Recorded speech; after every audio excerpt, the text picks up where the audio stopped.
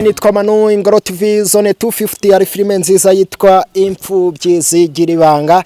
Abantu munyarukireho muyirebe kandi muraza kugubwa neza. Ibintu nitirebye kabisa, reka mwifurize umwaka mushya muhire wa 2025 uza kubere uw'amata n'ubuki, uzawubyaremo hugu nakobwa bakwe n'abakazana. Nimba utanafite fiance uzamubone, kandi nanone nimba umufite mugire gahunda nyine muzatwereka igikwe mubyarire igihugu ndetse n'itorero umuryango tutawibagiwe kandi waguke ibintu bibe sawa. Uyu munsi wa none ndi mu karere ka Kayonza mu murenge wa Gahini, rero aho byose bibera. Nafashe urugendo runini ndaza kubereka urugendo, muragenda mubibona uburyo twagiye duca kuri Muhazi ahantu hose pembeni gutyo nyine, kugira ngo tubashe kugera ku rukuta rw'ibitangaza. Ari umuntu wambwiye ngo hano kuri uru rukuta ngo aramaze igihe kirekire ngo asengera umugore yaramubuze, ngo araza hano ajya ku kazu bakubwiriraho amateka. Uyu munsi twaje ari muri weekend batakoze,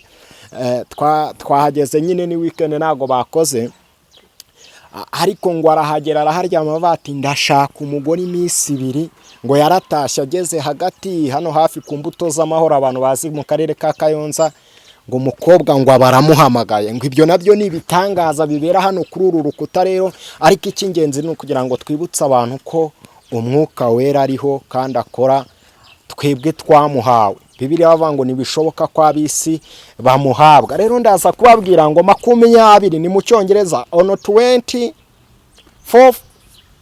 z'ukwa kane. Reka ndeke gusoma Icyongereza ahubwo nyisemure.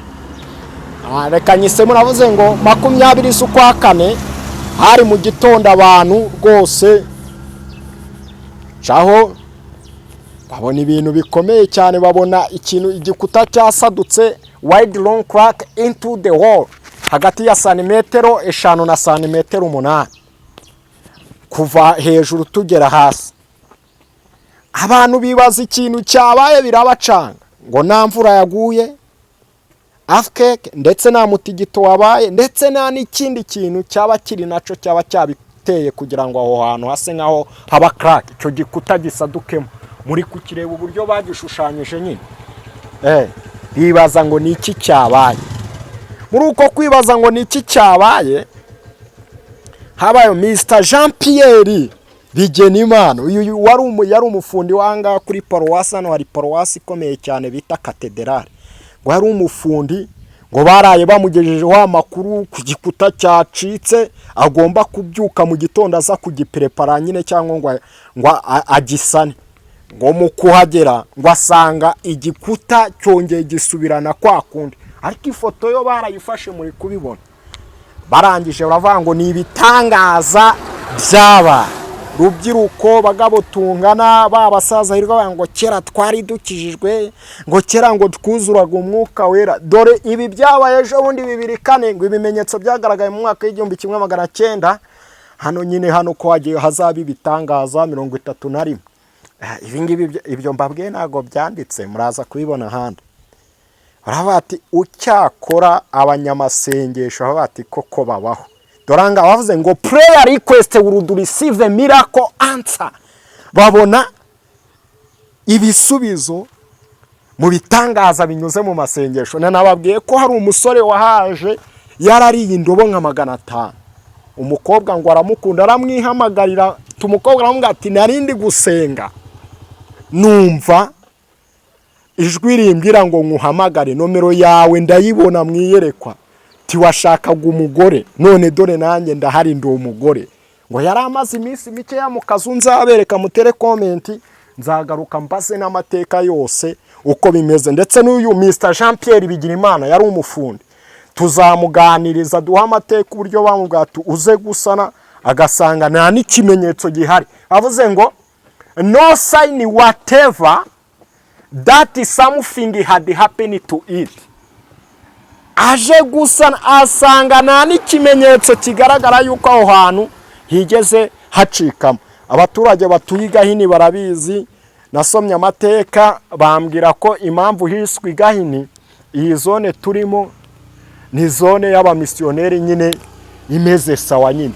Usanga ububyutse bwarahaje cyane, kuko buri metero n'igihumbi uhasanga urusengero, abangirikani, abadeperi, abaki bose baba bahari, hagaragaza yuko ari ikimenyetso cy'ububyutse bwaje aho hantu. Abantu benshi bashinze amatorero, ibyumba bibyara insengero. Ariko nanjye ngiye kubabwira amateka ho gato y'Igahini, impamvu bahise Igahini. Nubwo ndi mutoya ariko nanjye njya nerura imizingo y'igitabo nkasoma, ngo ubundi aha Igahini bakundaga kweza ikintu bita ibishyimbo, bakavuga ati nta kundi twabihura kugira ngo ivumbi rye kudufata, ibishyimbo n'amasaka. Buri mu gitondo saa 11 saa 10 abantu bagahinga, abaturage ugasanga barimo barakubita, barimo barahura. Abantu bahaca bakavuga ati yewe iyo ni ya mihini pe. Bigeraho rero kubera imihini bahoraga bahura bahita Igahini. Uyu munsi wa none rero mbafite umutumirwa, ni umusore ukiri mutoya yitwa Felix, ni umuvugabutumwa, harimo imbaraga z'Imana. Ni ukugira ngo uyu munsi nininze kuganiriza abantu bakuze, ni ukugira ngo tubwire urubyiruko twe guhera mu kigare cya basokuruza batubwira ngo kera twuzuraga umwuka wera, ngo urazi ngo turi Rubumbashi, ngo urabizi ngo turi Butare, ngo urabizi 94, ngo uburyo twari dufite ububyutse, ngo twuzura umwuka wera. Uyu munsi turagira ngo tuvuge ngo natwe Imana yadukoresha revive ikaza muri twebwe, kandi iyo revive yaje izana na favor. Ibyo wabuze byose urabibona, icyo ukennye cyose uragikira kubera ko revive yaje. Bibiliya iravuga ngo bamaze kuzura umwuka wera ngo nta mukene wari muri bo, kandi basangiraga ibyabo. Ariko uyu munsi urasanga umuntu ni igisambo, akiga kwimana, akimana mugenzi w'isabune yo gukara, bagendana cyangwa banararana cyangwa babana akiri mutoya, kandi ukamubona ari gutendereza ngo yuzuye umwuka wera. Tubihindure. Niyo mpamvu ahantu na amateka yaho turaje tuhavugeho gatoya, tunaganire ibintu bize kuba terebye. Ariko mwasomye aka kana, ibitangaza byarabaye. Nawe nukurikirana iki kiganiro ukakirangiza, abakobwa bose bakubenza, abasore bose bakubenza. Nimba urukuta rwasadutse gutya, umufunda aje gusana, basanga nta kimenyetso na kimwe kigaragaza. Ni tariki 20 hano, tariki 20 z'ukwa 4/2004, igikuta cyasadutse guhera saa 12 AM za mu gitondo, hari mu gitondo AM. Aba bantu bize physique bagira ngo na amplitude de modulation, cyongera kwiteranya saa 5 AM, ibindi bariza. Hano nyine hari aho batubwiye ngo turajya kubariza, ntago kwa gatandatu bakora. Icyakora muzahabwa imbaraga umwuka wera nabamanukira, kandi muzaba abagabo bo kumamya Yerusalemu ni Yudaya ni Samariya no kugera ku mpera y'isi. Ibyakozwe n'intumwa igice cya 1 umurongo wa 8. Hako bamwe bari muri suruduwiri rw'insengero zirafunze. Muze twuzura umwuka wera. Aha niho byabereye. Ububyutse bugomba kugaruka mu Rwanda. Abanyakenya bajya baza gusura aha hantu, kabati natwe turashaka revive, abantu bakabona ubwiza bw'Imana. Rubyiruko rero mbatumweho, basaza namwe rero nimujya muganiriza urubyiruko, mujye mwabwira ati nari umusore none dore ndashaje, sinamenye umukiranutsi, sinabonye umukiranutsi urekwa ngo cyangwa urubyaro rwe rusabiriza, cyangwa mubabwira umubwiriza ngo jya wibuka umuremyi wawe misi y'ubusore bwawe. Guhama muri experience ngo twuzuraga umwuka, na n'uyu munsi abantu bakuzura umwuka wera. Ngewe nitwa Manu Ingoro TV rero, reka natwe tujye mu kiganiro cya wa muntu nababwiye kugira ngo ibintu bize kugenda neza. Yitwa Felix, ni good, no guest wacu, kugira ngo tuze kumuganiriza nk'urubyiruko, natwe twirememo imbaraga. Yesaya aravuga ngo abasore b'imigenda bazagenda baruhe, ariko abategereza Uwiteka bazasubizwamo imbaraga. Ni gahunda rero ya buri genzana bagira no kwa Nyagacecuru. Abantu bashaka kumenya amateka ya Nyagacecuru babwire yuko biriya bitari byemewe mu bisi byahuye nyine aho kaza. Umwaka mushya muhire Fere, mwaka mushya muhire kuri twese pastor. Harya twaramukanyije, amahoro y'Imana bane nawe kandi muhorane cyane. No kuri ndishimye cyane, nanyeshimiye Imana kugera ku rukuta nkuru rw'ibitangaza, n'ubuntu bw'Imana bwishe busaga. Abantu ntago bajya bemera yuko ibitangaza biba.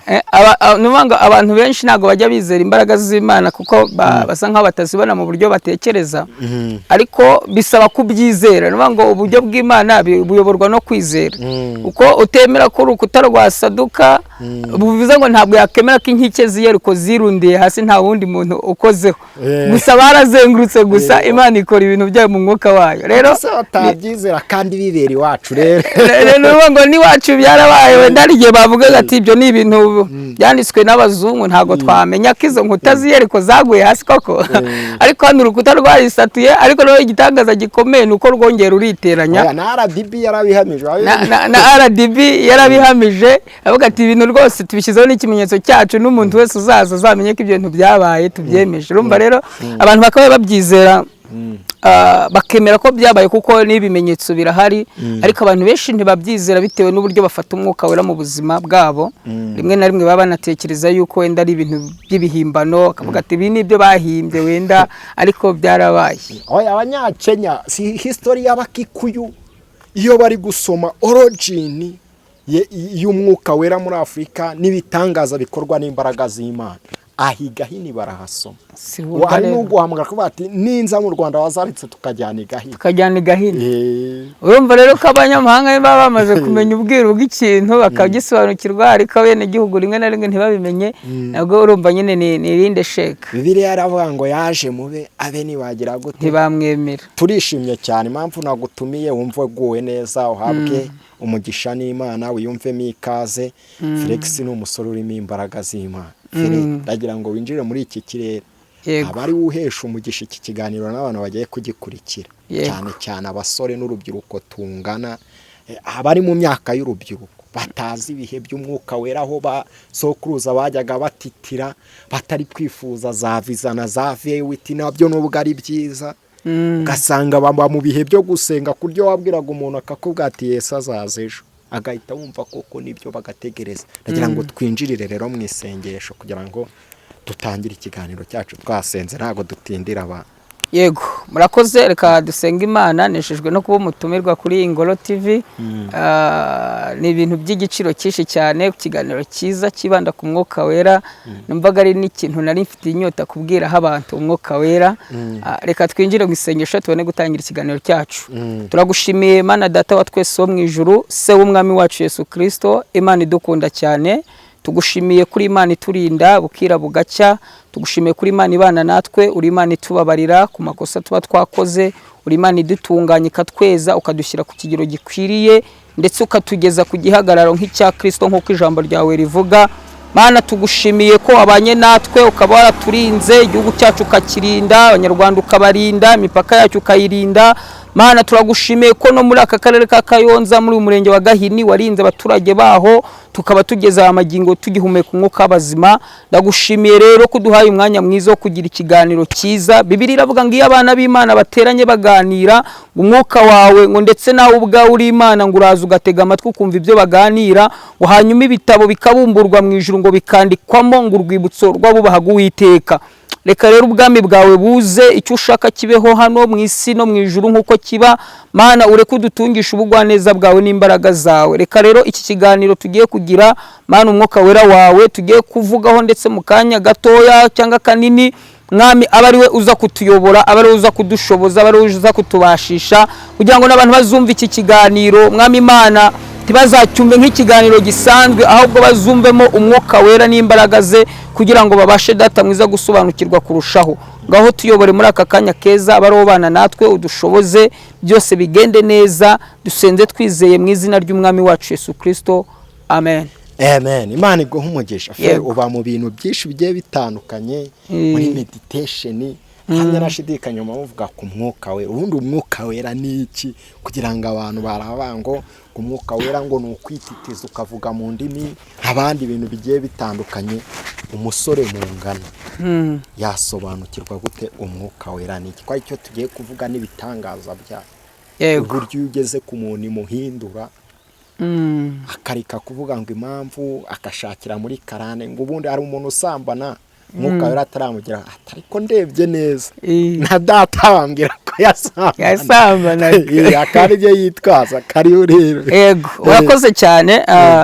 niyo ngo iyo ubundi bavuze umwuka wera mu ijambo rimwe ritoya umwuka wera ni imbaraga z'Imana. Ni imbaraga rukozi z'Imana, nizo Imana ikoresha ibintu byose cyangwa yanakoresheje ibintu byose yagiye ikora, n'ibitangaza byose bikorerwa mu mwuka wera, imbaraga z'Imana. Ariko ntabwo agira igisobanuro cy'imbaraga nkaho ari ikintu kimwe gusa, ahubwo asobanurwa mu buryo bwinshi bitewe n'ikintu. Nuvuga ngo hariho Yesu Kristo avuga ngo muzahabwa umufasha wo kubana namwe, arimo aravuga nanone uwo mwuka wera uzaza gufasha abantu gukora ibintu bitandukanye. Nanone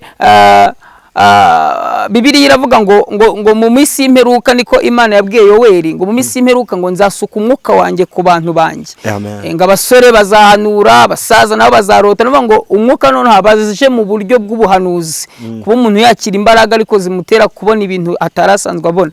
Rero umwuka w'Imana nanone umuntu ashobora kuwusobanura nanone nk'umuyobozi, kuko umwuka wera niwe utuyobora. Dawidi yigeze gusenga muri Zaburi 143, aravuga ngo Uwiteka ngo unyoboreshe ngo umwuka wawe wera. Bivuga ngo rero ntabwo ushobora kuyoborwa ujye mu nzira nziza umwuka wera atakuyoboye. Mu yandi magambo nanone umwuka wera agaragazwa nk'umuyobozi uyobora abantu b'Imana. Rero mu ijambo rimwe umwuka wera ni imbaraga z'Imana ariko zikora iyo mirimo yose itandukanye, imbaraga zikuyobora, imbaraga zigufasha gukora ibitangaza, imbaraga zigufasha kwerekwa ibizaba, imbaraga zigusobanura ko Yesu Kristo ari n'ahantu yavuze ngo uwo nguwo ngazenda ku bya data ngabibahe. N'andi magambo umwuka wera agenda atubwira n'andi makuru dushobora kuba tutasomye muri iki gitabo cy'ijambo ry'Imana, ariko umwuka wera agakora ku yandi makuru ameze nk'ari mashya, ariko yose yirifera kuri ubutumwa kuko ijambo ry'Imana ryose riruzuye, kuva mu itangiro kugera mu byahishuwe Imana byose yabishyizemo, ariko umwuka wera arushaho kudufasha gusobanukirwa.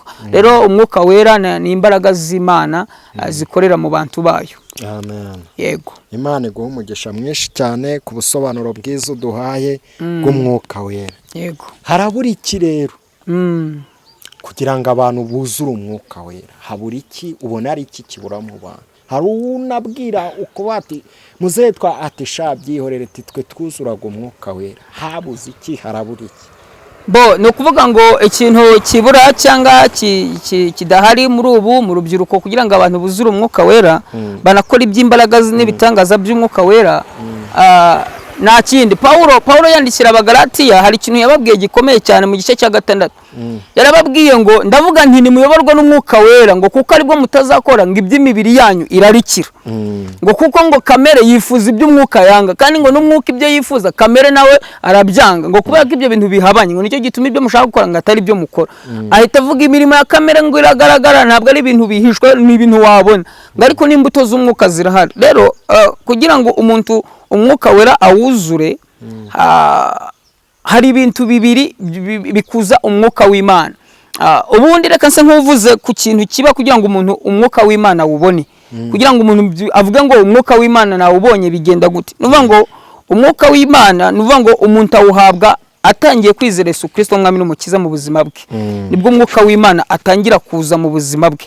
Kuko Bibiliya iravuga, Yohana yaravuze ngo uwo nguwo naza, ari kuvuga Yesu Kristo, ngo azabatirisha umwuka wera, not amazi gusa, atari amazi gusa, ahubwo azabatirisha n'umwuka wera. Ngo rero iyo umuntu yize Yesu Kristo, umwuka wera mu buzima bwe uraza, ariko umwuka wera ugenda ukura cyangwa uraguka mu buzima bwe. Nyine izo mbaraga ziragwira, kankoresha iryo jambo ko twavuze ngo umwuka wera ni imbaraga z'Imana, ngo izo mbaraga z'Imana zigenda zigwira muri uwo muntu. Rero zigwizwa n'ibintu bibiri by'ingenzi. Icya mbere kigwiza imbaraga z'Imana mu muntu wakire Kristo umwami n'umukiza ni ijambo ry'Imana. Uko umuntu arushaho gusoma ijambo ry'Imana, uko umuntu arushaho gusoma ijambo ry'Imana kandi akabisoma rikurikiza, niko umwuka wera waguka muri we, utangira kugira imbaraga z'umwuka wera ziturutse. Kuko Bibiliya ivuga ko ukwizera, nuvuga ngo iyo umuntu yizeye ibintu yizeye bikorwa n'imbaraga z'umwuka wera. Niyo mpamvu Yesu avuga ngo mugize ukwizera ngo guto cyane, ngo kungana n'akabuto gato ka sinapisi yagereranyije, ngo mushobora no kubwira umusozi ukurwe hano. Arimo arashaka nkaho avuga ngo ukwizera kwanyu kuzamutse byatuma n'umwuka w'Imana ukora ibitangaza uzamuka muri mwe. Rero uko kwizera kubyarwa n'ijambo ry'Imana. Niyo mpamvu rero iyo umuntu asoma ijambo ry'Imana, umwuka wera waje akimara kwizera Yesu Kristo mu buzima bwe ugenda waguka, za mbaraga ziragwira. Ikindi ni ugusenga. Iyo umuntu asenga Imana, burya umwuka w'Imana uraguka muri we. niho umuntu atangira gusenga, agatangira gusenga noneho adasenga ibyo yaborotse. Ujya wumva hari abantu basenga akavuga ngo ati igiti cy'inganzamarumbo, ukumva nk'umwana w'imyaka 16 atangije isengesho igiti cy'inganzamarumbo, mu by'ukuri atari uko igiti azi n'icyo giti, ariko ndashaka kuvuga noneho atari uko nabibwiwe n'Umwuka Wera, ahubwo ari uko yumva abantu babisenga. Ugahari ugasanga n'umuntu mukuru rwose uramubwira senga Imana, yajya gusenga ukumva gahunda na programa, gahunda ubundi na programa byose ni kimwe, nuko biri mu ndimi ebyiri zitandukanye, ariko ugasanga n'akajambo yumvise ahantu gusa bavuga. Rero iyo umuntu afite Umwuka w'Imana, uko Umwuka w'Imana agenda akura, noneho we akubwira uburyo uri busenge, ntago akubwira ibyo waborotse. Rero usenga ukurikije uko ijambo ry'Imana ryuzuye muri wowe. Mpamvu umuntu ashobora gusenga ukumva ikirere ari gusengeramo ni ikirere cy'Umwuka Wera, ku buryo nta kintu cyamubuje ngo ave mu isengesho. Rero uko umuntu asenga agasoma ijambo ry'Imana, Umwuka w'Imana uraguka. Rero twihuse nuvuga ngo turi kuvuga, turi ku kibazo kivuga ngo ni iki gituma ubu ngubu urubyiruko n'abantu babona ko Umwuka w'Imana utagikora cyangwa Umwuka w'Imana utagihara, batacyuzura Umwuka Wera. Rero nuvuga ngo uwo Mwuka Wera mvuze, nubwo rwose uterwa n'ibyo bintu bibiri cyangwa uzamurwa n'ibyo bintu bibiri, twavuze ko ucyambere umuntu wizeye Yesu Kristo nk'umwami n'umukiza mu buzima bwe, akamwakira akamubera umwami, akemera kumukurikira, Umwuka Wera umuzaho. Ariko Umwuka Wera ugakuzwa nuko asoma ijambo ry'Imana muri Bibiliya kandi akagira ibihe byiza byo gusenga. Icyo gihe bituma Umwuka w'Imana waguka muri we. Ariko rero kugira ngo abantu bazayoborwe n'uwo Mwuka Wera cyangwa bazabe babeshejweho nawe, birasaba ibintu bibiri nanone. Ngo mu yandi magambo, hari ikintu gishobora gutuma Umwuka Wera usubira hasi, abantu ntibawuzure. Ni ikintu cyitwa kamere. Ngo Paulo nari mbivuze mu kanya mu Bagalatiya, yabwiye Abagalatiya yuko ngo ntabwo bashobora gukora nyine ibishimisha Imana kuko kamere yabo irabayobora. Niyo navuze ngo ndababwira ngo ndavuga nti nimuyoborwe n'Umwuka Wera, kuko yabonye ko kamere irabayobora. Kamere rero ituruka ku irari. Irari ry'ibintu, hari irari ry'amaso by'umuntu areba, hari irari ry'imitekerereze by'umuntu atekereza, hari irari ry'umubiri rivamo n'ibyo by'ubusambanyi n'ibindi byaha. Ibyo byose bituruka ku irari. Rero ntekereza yuko iyo umuntu agize kamere, iryo rari rigakura cyane muri we, rigatuma kamere yiyongera muri we, ntabwo wa Mwuka Wera ubasha kubona uburyo bwo gukora muri we. Ngo ikintu cyose Umwuka Wera amubwiye we, kamere iracyopoza kuko cyangwa iragihakanya. Twavuze yuko kamere n'Umwuka Wera birahabanye, kimwe kifuza ibyiza, ikindi wenda kikifuza ibibi. Rero kubera ko bihabanye, ntago ukora nawe ibyo utazi. Rero iyo umuntu afite irari ryinshi riterwa, iyo agize kamere nyinshi mu mubiri we iterwa cyangwa mu mutima witerwa n'irari, nibwo Umwuka Wera utakibasha kuza mu buzima bwe.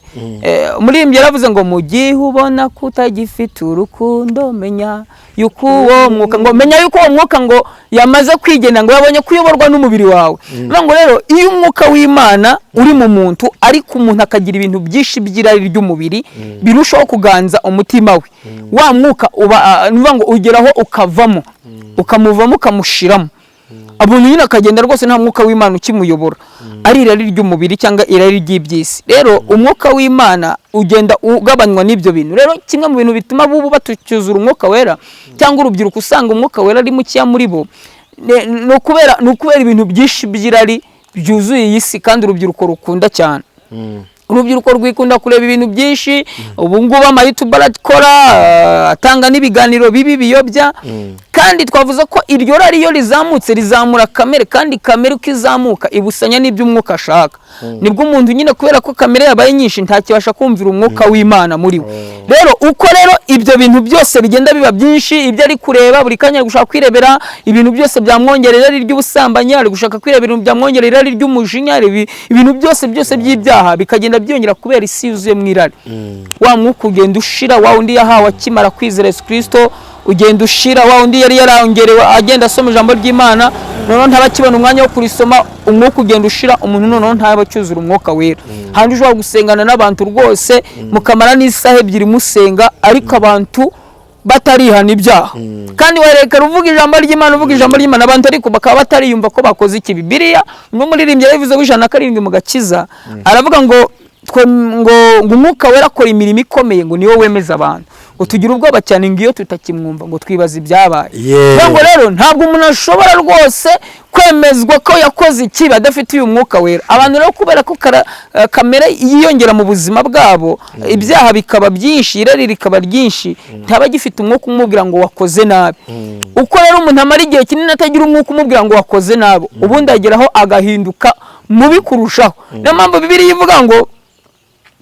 ivuga ngo umuntu ngo wamaze kwizera, niko Petero yanditseho ari kuvuga ngo niba mwarasogongeye ngo mukamenya yuko Kristo agira neza ngo nimumwegere, ngo niwe buye rizima ryanswe n'abubatsi ngo ariko nyuma riza kuvamo ngo rikomeze imfuruka. None avuga ngo rero ngo niba ngo umuntu ngo yari yaramaze kwizera ngo nyuma agasubira inyuma ngo abameze nk'imbwa isubiye ku birutsi byayo, ngo ndetse biba bigoye ko umuntu yakongera agakizwa, kuko umuntu yuzuraga umwuka wera, umuntu yarasengaga, umuntu yavugaga ijambo ry'Imana, none kamere ko yazamutse byarari rikaza ryamamazemo za mbaraga z'umwuka wera. Muri make yabaye nka kwa kundi Hosea yahanuye ngo Efurayimu ngo ni nk'inuma y'injiji itagira ubwenge. Ubundi Bibiliya ivuga inuma ibishaka kuvuga umwuka wera, nta mwuka wera w'injiji ubundi ubaho. Ariko Hosea kugira ngo ase nk'uvuga uburyo Efurayimu yari amereye Imana, yavuze ko ni umwuka w'injiji, ntabwo ubwo nta mwuka yari agifite, ngo ni nk'inuma y'injiji itagira ubwenge. Rero hari igihe umuntu agira umwuka w'Imana akamushiramo. Hosea yaranavuze ngo Efurayimu ngo ni nk'umutsima ngo uhiye ariko ugashyira uruhande rumwe, urundi ruhande rudahiye. Ngo Efurayimu kandi ngo yameze imvi z'ibiterutero ntiyabimenye, ngo yagize ibyaha mu buzima bwe ntiyamenya ko abifite, kubera cya kintu twavuze ngo igihe cyose umwuka wera atakikwemeza ko wakoze icyaha ntawe uba ufite nyine. Rero ibintu bimara umwuka wera ni irari, kwinjira mu buzima bw'iyi si ugasanga umuntu yataye Imana, ntagisoma ijambo ry'Imana. Twumvishe ko igituma umwuka wera wiyongera ni ijambo ry'Imana no gusenga. Bivuze ngo iyo umuntu rero irari ryiyongera, kamere ikiyongera kuko bibusanya n'umwuka wera, umwuka wera ugenda ushira muri we, ntashobora kuzura umwuka wera. Igihe nk'iki urubyiruko rwo ruhugiye cyane mu bintu by'isi, kandi biravuga ngo ibintu byose biri mu isi ngo ni irari ryabyo, ni iby'isi, ni irari ry'iby'isi. Niyo mpamvu Yohana yanditse ngo umuntu wese uba inshuti n'iby'isi ngo ntashobora kunezeza Imana, kuko ikiri mu isi cyose ngo ni irari. Rero hari igihe usanga twayobowe cyane n'iby'isi byinshi bidushukashuka, umuntu umwuka w'Imana ukamuvamo, Imana ntibikimwemera. Rero ntekereza ko ikintu gituma kugeza uyu munsi urubyiruko n'abantu benshi batacyuzura umwuka wera, rimwe na rimwe bakanabyitiranya n'ibyakarane, ngo kera ngo twuzuraga umwuka wera. Kera abantu bakera bahaga Imana umwanya, gasoma ijambo ry'Imana. Ubu kubona umusore ushobora gufata iminota na 20 ngo ari gusoma ijambo ry'Imana, cyangwa ari gusenga biragoye, cyangwa ngasenge biragoye nyine. Itorero niri gusenyuka, kandi itorero ryasenyutse n'igihugu buriya kiba kigiye. No kuvuga ngo ibyo biranumvikana cyane. Dukunze kuvuga ngo urubyiruko n'imbaraga z'igihugu zubaka kandi vuba, kandi niko kuri. Ni no kwitorero niko bimeze. Itorero ryubakwa n'urubyiruko nyine, kuko abantu bazakura haza abandi, kandi abo bandi bazaturuka mu rubyiruko. Niba rero rwa rubyiruko rudashobora kuba rukemera ubuzima bw'Imana, rwemere ko Imana ari umwami wabo, rwemere kuyoboka Imana, rukora ibyo Imana ishaka, rukigendera mu ngeso zarwo, ni ikintu cyumvikana ko mu gihe kizaza itorero rizaba riri mu mazi abira. Abantu benshi bazagwa bave mu byizerwa, kubera ko nyine uzajya usanga nka revera w'itorero usanga ntagasoma Bibiliya, ntagasenga. Urubyiruko nirumubwira ati rwose uyu munsi nta masengesho revera ati ubundi nimwe banjye. Urubyiruko rukunda gukoresha akajambo ngo ati ni wowe ubundi revera atabikene, ibintu by'amasengesho mushumbukira amasengesho. Kuko twe dukura urabizi, ngewe sinavuga ngo ubundi nakijijwe numva ko Kristo ari muri ngewe, ubundi numvaga ko nyijijwe, ko nakuze jya mu masengesho, nkanakura nubaha Imana meze nka Koroneliyo, umunyedini. Ariko ngeze nko mu wa 5 segonderi, nibwo numvishe byatse, noneho mfata umwanzuro ndavuga ngo ngiye gusenga. Ariko mbere yo mu wa 5 tutarajyaho hari ubwenge twari dufite. Mbere yaho ngiye kubabwira icyifuzo, ngiye numvaga nshaka kuzura umwuka we. Buri gihe nkabaho nsengera umwuka we. Abantu bambwira ngo icyo cyifuzo, bamwe atabana tungana ngo ngenda shaka kuba wa mbere mu ishuri. Imana yari yarabimaye nabago wa mbere. Numva afite icyifuzo, ngasanga abana benshi turahuje ngo turashaka kuzura umwuka, bashyiramo ingo ngo bati Imana taci twabona abantu bamwe babyawe bari kurira, babyawe n'umwuka, ukagira agahinda, ugataha ufite agahinda, ugata aricyo cyifuzo ufite, ku buryo n'Imana ikureba. Wanagaruka bati agahinda wagize ntakabonye nzagukoresha, murabyumva. Ariko uyu munsi turi mu gihugu cy'u Rwanda tubivuge. Urubyiruko rw'u Rwanda rugendera mu kigare. Nago RDB, kino ni icyemezo cya RDB, kanywushyiremo naho uriho. Ngahariya nibo bahamije ko bavuze iriya since then, garagaza conclusion. Bo bavuze ngo ibi tutagize n'ikindi turenza kuko hariya hariho akadomo. Christian around the global believe that this is the place of miracle. Hano muri Gahini, where personal wishes or prayer request will receive miracle answer. Bivuge ngo nawe fere ugiye kuba umukire. Kabaye niko bimeze cyane. Ndaguhanuriye abantu bakuru ahangaho ukore iki. Bavuze ngo ibi bintu byose ni ibitangaza by'Imana binyuze mu masengesho. Niho umuntu yashubirijwe kuko hari abavuze ngo Mr. Jean Pierre was in charge of maintenance began to prepare the war, but surprisingly we yari umufuni nyine uyu Jean Pierre naba hari muri video.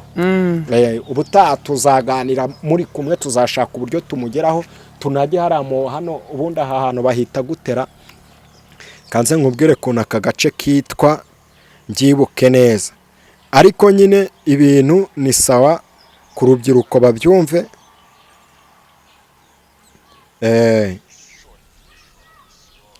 Aka gace kose bakita misiyoni, umvije ni agace k'ibitangaza kandi unareba ibintu bikomeye. Abahatuye hari igihe batabimenya, ni misiyoni nyine. Aka gace harimo n'abiriya bitaro by'Igahini ababizi, ni muri misiyoni. Icyo nari mvuze kavuga ngo urubyiruko rugere ngo areka ngo mu Rwanda nibemera abantu basenga, kandi iyi RDB ibihamya ko ibitangaza biriho, ahubwo ni yantu mitagira ubwenge bagira gute barimo bararwanya. Urubyiruko tumenye ubwenge cyane rwose. Rero urumva nk'uko bivuze umwuka wera kugeza n'ubu urubyiruko ntirwuzura umwuka wera cyangwa bibe nk'uko byari bimeze. Ariyo mpamvu abasaza ushobora kuvuga ati kera twuzuraga umwuka wera, nuko amabyiruka yacu arimo ibintu byinshi biturangaza by'irari ry'ibyisi, kandi abantu benshi cyangwa urubyiruko rwinshi rurabikunda. Imiziki igezweho batajonjoye ngo si imiziki ni bwoko ki, iyobowe n'iki, gusa imiziki gusigwiza irari ryabo. Rero ibyo bintu byose biragenda bikamara umwuka wera. Nigeze kuvuga kuri Efurayimu, Bibiliya iravuga muri Hoseya ngo Efurayimu yivanze n'andi moko ngamumaramo imbaraga z'ukuri. Nivuga ngo iyo umuntu yivanze n'ibindi bintu bitari iby'Imana, imbaraga z'ukuri z'umwuka w'Imana zigenda zimushiramo. Umuntu ntabacyuzura umwuka wera ku buryo n'ubu guhanura cyangwa kuvuga ko ibitangaza bibaho umuntu aba yumva ari ibintu bitabaho, kubera ko ntabwo bakizera ko umwuka wera akora imirimo ikomeye cyane. Rero ntekereza ko nicyo ngicyo gituma kugeza n'ubu urubyiruko abasaza bavuga ati reka ntabwo umwuka wera ugihari, ariko umwuka wera uracyahari uranakora. Niyo mpamvu nibi bitangaza byarabaye akavuga ati atazajya n'umuntu uvuga ati umuntu uvuga ati rwose ngo ibyo bintu ni amabeshyo biba byarabaye. RDB nivuga ngo ni urwego rw'u Rwanda rwose, ntago ari ukuvuga ngo ni eglise runaka yabyishyire avuga ati wenda ni methodiste cyangwa ni ADPR yavuze ngo twe turabyemeza. Nivuga ngo RDB ntago ibibangamiye yegamiye ku itorero gusa, n'abikorera bose n'amabusiness, ariko iza kwemeza icyo kintu ivuga ati twe dushingiye ko ibi bintu tubona ko ari ukuri ko kwizerwa n'abantu bose. Abasilamu bavuga ko bitabaho ariko twe turabyemeza byarabaye cyane. Urumva rero ni ikintu gikomeye cyane. Naho ubundi rero igituma umwuka wera wiyongera mu muntu no gusoma ijambo ry'Imana no gusenga, ikiwugabanya ntaba kiwuzura ni ukwiyongera kwa kamere, kuko kamere irwanya umwuka wera, irawurwanya ndetse cyane cyane. Rero iyo umuntu atawuzura umwuka wera, kandi hari ibintu byongera umwuka wera, ni ibintu byose uhuriramo n'Imana. Ushobora kumva indirimbo, ushobora gusoma ijambo ry'Imana, ushobora gusenga kumva n'indirimbo ariko zirimo ubutumwa bw'Imana. Ibyo byose bituma umwuka wera wiyongera mu muntu. Ariko iyo ugenda wumva indirimbo ahubwo zigabanya umwuka wera w'Imana, birangira nawo utakiwuzuye. Ariko umwuka w'Imana uracyahari, n'abantu uracyabakoresha, uracyabayobora. Kuko Paulo yaravuze ngo erega si imirimo ya kamere gusigaragara, n'imbuto z'umwuka zirahari. Rero n'imbuto z'umwuka nazo zihari, byishima, amahoro n'urukundo, kugira neza, kugwa neza, kwirinda. Urubyiruko rw'uru ntirukirinda. Yose wagize ngo umwuka wera waza gute? Ntago tukirinda, ariko umwuka wera urahari kandi urakora, ndetse n'ibitangaza bikaremeka. Yego. ya uyu munsi wa none fere tugaye urubyiruko ubundi dusenge. Utubwiye ibintu byiza kandi bifatika, ni umutsima utera imbaraga, ni ijambo ry'Imana. Yego. Ntihagire ikindi wongeraho, ntacyo uracyongeraho, ariko reka nkubwire tunenge. Kera ni ukwirirwaga uko hari igihe twasengaga turi urubyiruko, n'ubu turasenga. Ni impamvu tubivuga, ni uko abo twasenganaga benshi byabo twasenganye bamwe banaduhanuriraga ko tuzagera kure. Ubu bo bibereye kuri za suruduwiri, si ukubirataho. Nikaravuze ngo wa mwanzi wanjye we kunyishima hejuru ningwa nzabyuka. Nibabyuke. Hako hari n'irindi jambo wavuzemo, hari ibintu byateye rero nko mu rubyiruko rw'i Kigali bita jeni zikomeye, abantu bajyayo bagaseka bya bindi, agaseka kandi haranasenga, ni n'umunyamasengesho. None waramubwira ngo aze ku masengesho yo kuri egirize, ukumva arakubwira ati pasite tuzi impamvu naza, turiya mupasiteri yabwirije aratinda.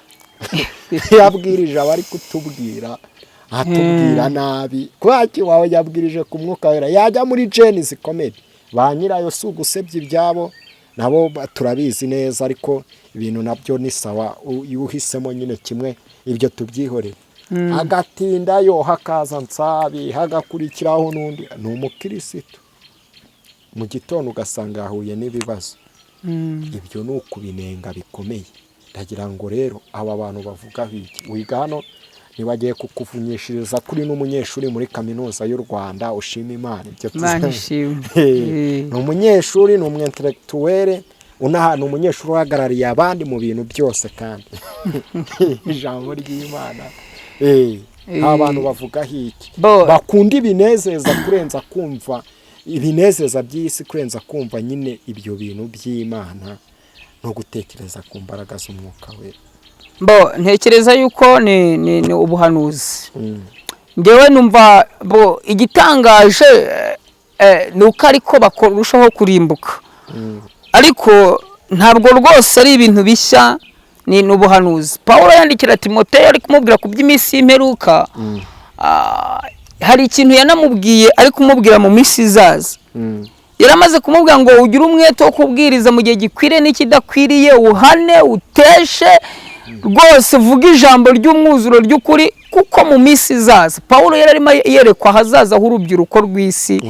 Aravuga ati mu minsi izaza abantu ntabwo bazishimira inyigisho nzima, ngo amatwi yabo ngo azaba barya yumva nyine adashaka kumva iby'ijambo ry'Imana, ahubwo bazishakira n'abigisha bajyanye n'uko irari ryabo riri. Namwe ngo nimba irari ry'umuntu ari iry'ubusambanyi, ngo umwigisha we ntabwo azaza uvuga ijambo ry'Imana rijyanye, ngo ni umwigisha w'ibinyoma uvuga ku buryo ubusambanyi ari bwiza.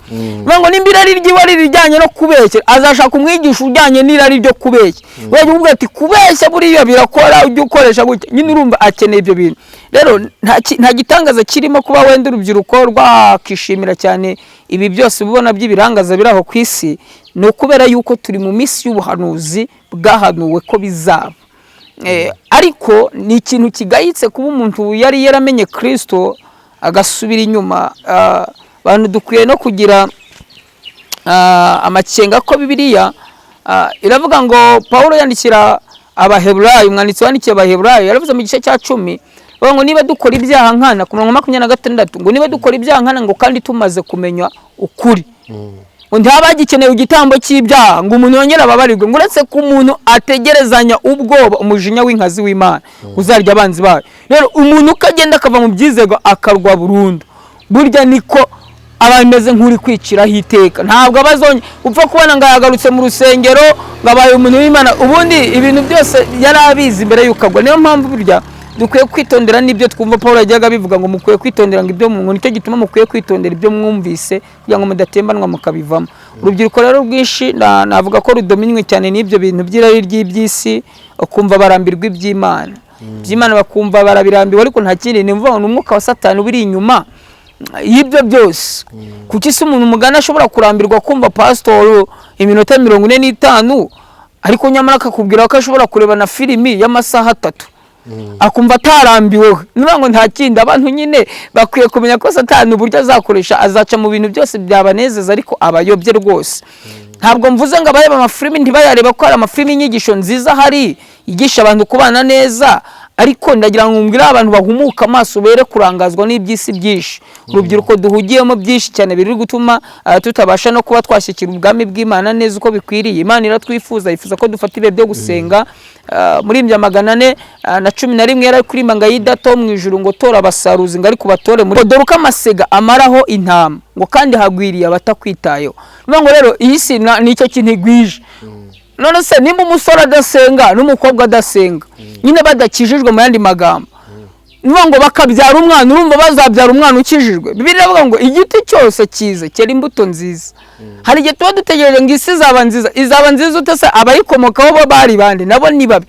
Ngo kugira ngo isi igende ibaho nziza ni uko umuntu aba mwiza uzamukomokaho nawe akaba mwiza. Ariko niba urubyiruko nk'ubu mubona uburyo rwananiranye, nimba uwo mukobwa nyine muri iki gihe abakobwa bajya muri ibyo ubutinganyi bukaba buriho, ubwo urumva abana bazavuka. Mbanisha icupa rinini rya Heineken. Ni bimwe bita ngo ni ugukora ibiteye isoni. Ngo rero ni ibintu ubundi bizira. Rimwe na rimwe ari igihe twabisumaga muri Bibiliya tukavuga ngo banza ngo bari kubeshya ngo abantu b'Isodoma, ngo ntago ibi bintu abantu b'Isodoma babikoze. Biravuga ngo abantu b'Isodoma ngo baje ngo gutera ngo urugo rwa Loti yari afite abakobwa, ngo baramushagara baravuga ati rwose ngo aba bakobwa ngo urabaduha. Ntabwo bashakaga abakobwa be kuko biravuga ngo bari igihugu cy'ubutinganyi. Sodoma yari yuzemo ubutinganyi, ngo bashaka kuryamana n'abamarayika bari baje kwa Loti. Ariko rero turavuga ati hoya nubwo se ntago abashyitsi mwajyamana nabo, basereka mbaha abakobwa banjye abari bo mugenda mujyamana. Baravuga ati ntabwo tubishaka, dushaka abagabo mwene wacu. Rero icyo kintu bashaka kugisama muri akavuga ati ariko se koko ibi bintu byarabaye ngo nta amabeshya, ariko uyu munsi biri kuba.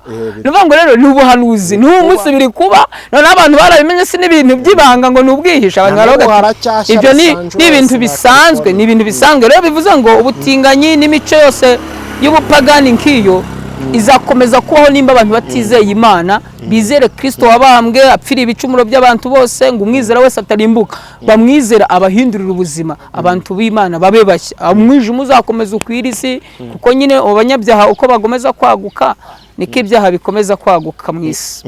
Ariko ntekereza ko ari icyo ngicyo urubyiruko twarugira inama yo kuva mu biyobe, bemere ko Imana ibaho, bayizere n'umwana wayo yatumye ngo abakize ibyaha. Bibiliya iravuga Yesu Kristo ari kuza, Yohana yaramuhana avuga ngo kuko uwo nguwo ngo niwe uzakiza abantu ibyaha byabo. Rero ntabwo umuntu ashobora gukira ibyaha ataremera Imana, yemere n'uwo yatumye ari we Yesu Kristo amwizeye. Rero usanga noneho ibyo bintu byararenze kuba ari ibintu bisanzwe mu rubyiruko rwo hanze no mu nzu y'Imana.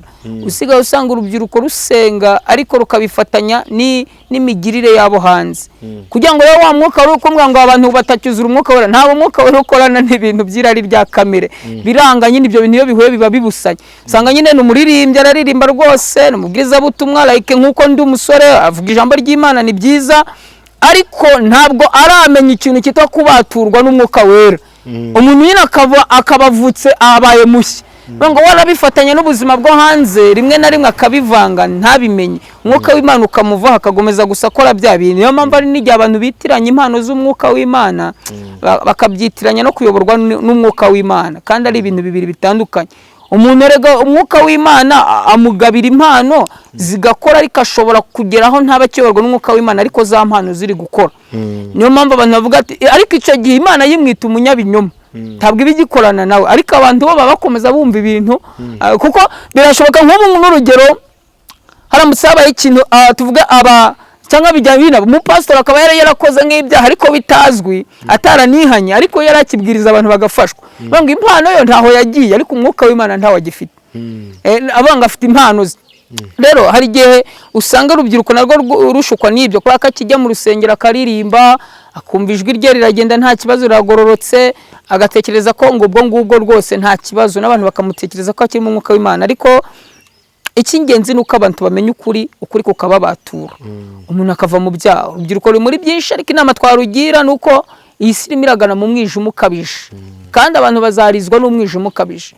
Ntekereza yuko niba mu bihugu byo hanze nk'uwo mujyi wahiye wa Los Angeles, urubyiruko rurimo rwakoraga ibyaha, nubwo rwose rushobora kuba rutari kubitinda, ariko rukuvuga ngo banzi y'Imana twajyaga tuvuga ngo ntibaho. tubanza ari yitwatatse kubera ko nyine batangira kwicuza batekereza kuko Imana koko yaba ari ikoze ibyo bitewe nuko nyine bazi ko batari bari hafi ya. Rero no muri iki gihe abantu bazajya bagera mu bibazo bagira bavuga ati Imana twateye umugongo. Ariko Yosuwa naramukunze cyane. Yosuwa yafashe icyemezo, ari nacyo mbwira urubyiruko wenda tunasoza. Urubyiruko rufata icyemezo. Yosuwa ngo yabwiye ubwoko bw'Imana arabuyobora, ubwoko bw'Imana buramurushya mu gice cya 24 mu gitabo cya Yosuwa niba nibuka neza. Aravuga ngo noneho rero mufata icyemezo mureke ibintu byo kunkinisha. Niba mubona ko Imana yarakuye mu gihugu cy'uburetwa ari ziriya basokuruza bakoreye birabigirwamana, uyu munsi nimuhaguruke mubikurikire, mugende rwose mugende mubikurikire. Ariko njyeweho n'inzu ya data, haleluya, aravuga ngo njyewe n'inzu ya data tuzakorera Imana yacu. Amen. Abantu bashyiramo ubwenge aho gati oya ntabwo twagenda iyo ngiyo, reka natwe turakurikira Imana. Nuvuga ngo yari yanarakaye. Rero urubyiruko ndavuga ngo mufate icyemezo nk'icya Yosuwa. Ushobora kuba ufite inshuti ariko ukabona inshuti igihe wayibwirije ntishaka kuva mu byaha, fata icyemezo uyicaza uyibwira ngo reka nkubwire ibintu ni bibiri, inshuti yanjye cyangwa inshuti ya Satani. Kuko njye ntabwo nzakomeza nshudika nawe ngo nuko nshaka ko ukizwa. Rega Bibiliya ivuga ngo habaho ibinani, ubwoko butagonda ijosi. Ntabwo abantu bose bazakizwa keretse abizeye Yesu Kristo mwami n'umukiza bagakira, abandi bazagomeza bari mu mwijima. Rero ari gihe ugomeza ugira inshuti yo kukurushya gusa itafite gahunda yo gukizwa ukagira ngo uzayihinda. Biravuga ngo ntabwo dushobora guhindura umuntu cyakoze twamwigisha, Imana ikamuhindura. Nimba umuntu atumvira umwuka wera azumvira umuntu gute? Biragoye. Rero numva icyiza nuko umuntu wese yafata icyemezo twahindura isi mu gihe gito ya pe. Umuntu wese yahindura ubuzima bw'abandi bantu akoresheje kubabwiriza ubutumwa bwiza. Kumuri mbyavuze ngo tugende mu misozi ngo tubabwire ibya Yesu ngo maze nabo bakizwe be kujya mu muriro. Rero umuntu wese urubyiruko rufata initiative cyangwa rufata icyemezo cyo kubwiriza, umuntu abwirana na mugenzi we by'ijambo ry'Imana. Ntubona mwene se ari gukora iby'icyaha cyo kumurimbuza, mubwira ati ibyo bintu urimo ntabwo ari byo. Byanse bikuze bizagenda bihinduka, ariko umwuka wera ni ukora imirimo ikomeye, niwo wemeza abantu. Umuntu akwiye kugira ubwoba igihe cyose yumva nta mwuka wera gifite. Ariko abantu asiga bumva ntacyo bibatwaye kwa nta mwuka wera bagifite.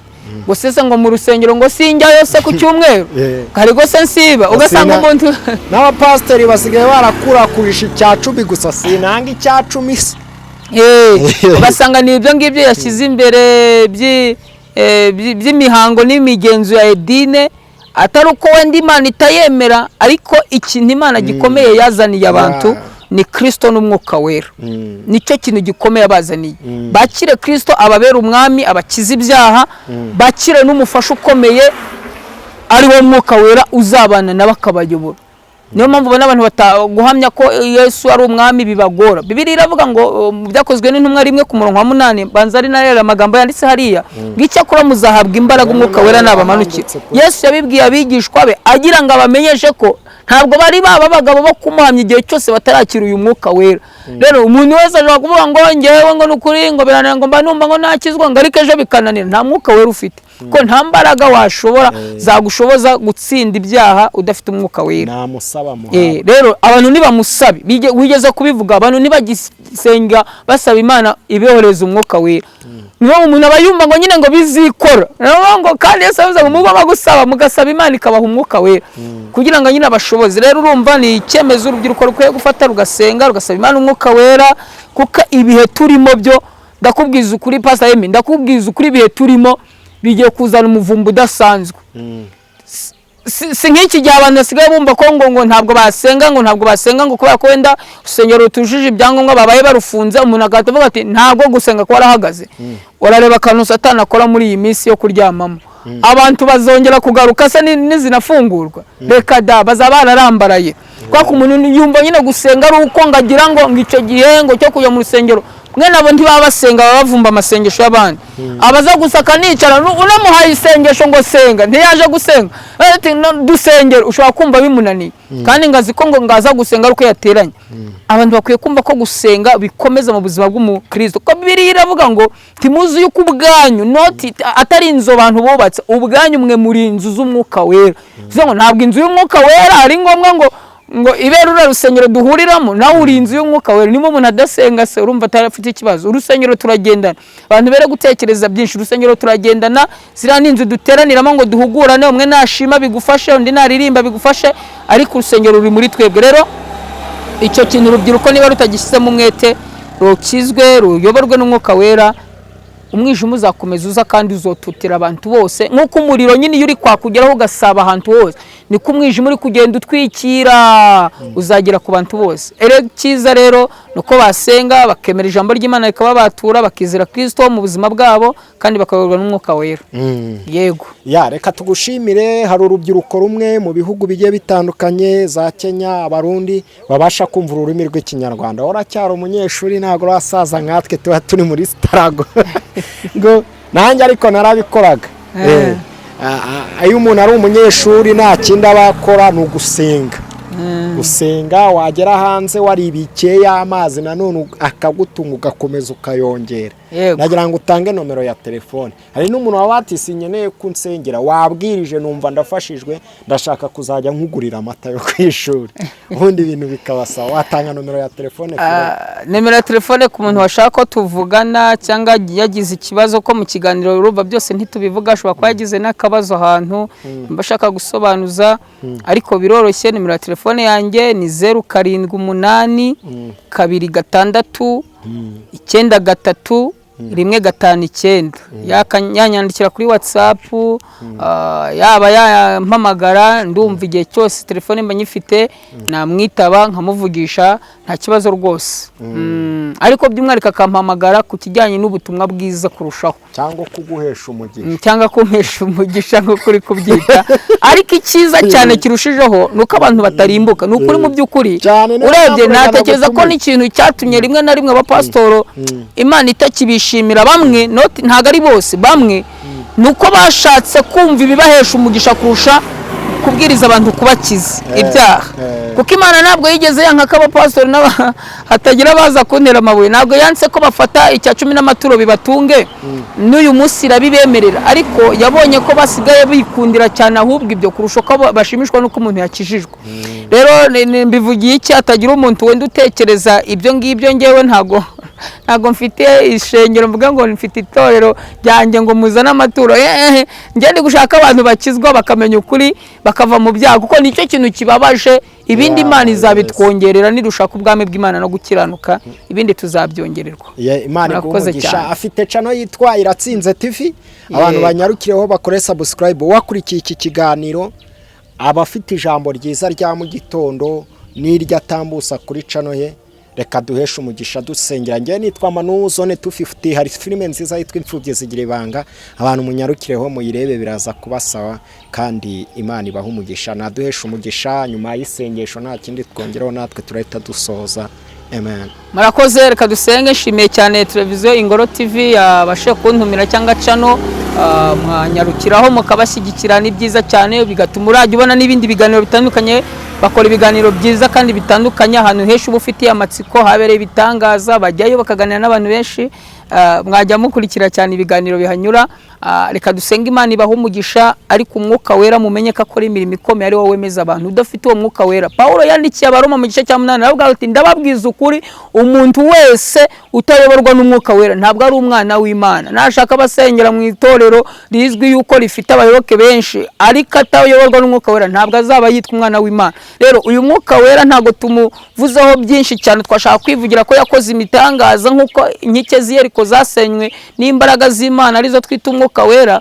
Twashaka kuvuga ibitangaza yagiye akorera hano, ariko umenye yuko uyu mwuka wera niba utamufite ntabwo ushobora kuzinjira mu bwami bw'Imana, kuko umwuka wera niwe utuma abantu baba abana b'Imana. Ngo nta nicyo kimenyetso cyashyiriweho ubwoko bw'Imana. Biravuga ngo marayika urimbura naza ngo ntazaba afite amaso yo kubabarira, ng'icyakora bazaba bamubwiye ngo usanga ariho ikimenyetso cy'umwuka wera ntuzamukoreho. Rero byaba bibabaje kuba warasenze ukaririmba ariko udafite uyu mwuka wera, amaherezo ubundi marayika ntazakumenya ko waririmbaga, kuko azaba areba ikimenyetso gusa cyitwa umwuka wera. Kadusenga Imana ibaha umugisha. Turagushimiye Data wa twese wo mu ijuru, se w'umwami wacu Yesu Kristo, Imana idukunda cyane kandi twitayeho. Tugushimiye ku kiganiro cyiza uduhaye.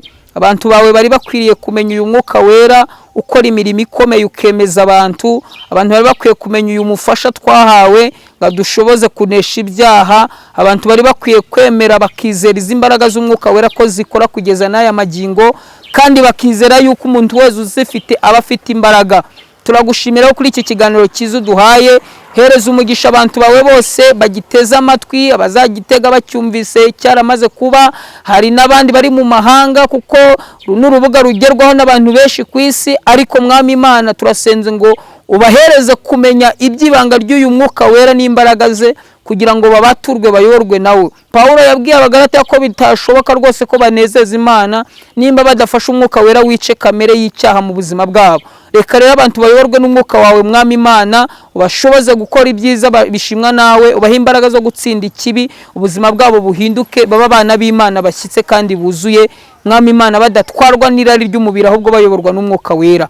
Urakoze rero, hereza umugisha bahagarariye Ingoro TV abashe kuntumira kugira ngo tuganire, kandi uhereze umugisha abantu bose bazumva iki kiganiro, ibyifuzo byabo nk'uko twabibonye kuri urukuta abantu benshi barujeho bagahabwa bagasubizwa ibyifuzo byabo. Reka n'uyu munsi abantu bose Mwami Imana bazareba iki kiganiro